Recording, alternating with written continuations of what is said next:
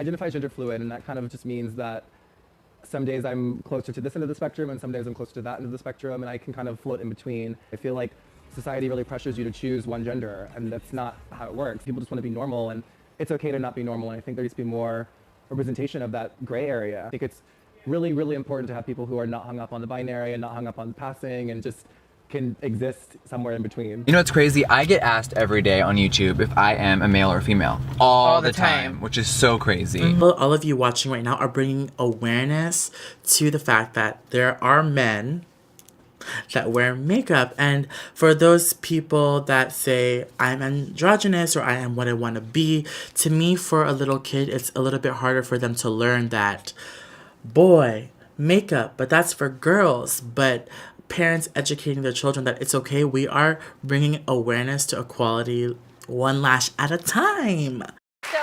So you just like, it's not like you're just gay, you like boys, you just like wearing makeup. Yeah, that was when I first told my parents I wanted to do makeup as well. That was a big thing. They were like, oh, you know, we love you no matter what. Like, if you're trans, you can tell us. And I was like, oh, like, I'm not trans, but no, it's okay. Like, if you're trans, you can really tell us. No, it's really okay. I'm really not, but thank you. So it just took a lot of explaining and a lot of just kind of understanding, because men in makeup obviously is a very new concept. It has not been widely accepted in the past.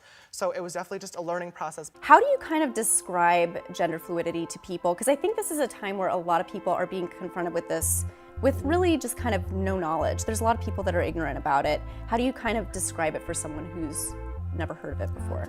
I think it's different for everybody. So I think it would be kind of hard for me to say, like, this is how I describe it as like, beginning, middle, end. But for me, it's depicted very well in the short film that I produced, because for me, it was that I was born looking one way, which was I had long blonde hair. Well, I didn't have long blonde hair when I was born. I wasn't Satan's spawn. I came out like every other baby.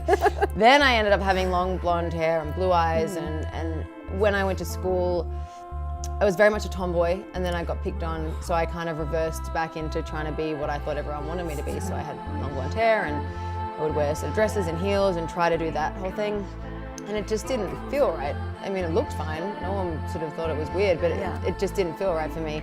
And as I got a little bit more mature and started to really embrace these other feelings that I was having, which was that I just wanted to play football, and I just wanted to hang out with the boys, and I just wanted to cut my hair and play with Ninja Turtles and not Barbies, I found my self-confidence, and I found this like solace in really embracing who I think that I was more meant to be, which is sort of not a guy, you know, I haven't transitioned, and that's not something that I'm going to do, but I definitely am somewhere on the scale in between, and I'm constantly back. Like today I'm wearing a dress. Exactly, and you do have heels on. I have heels on. But that's really what the heart of it is. It's really being able to be your authentic self outside of those societal expectations about gender, right? Exactly, yeah.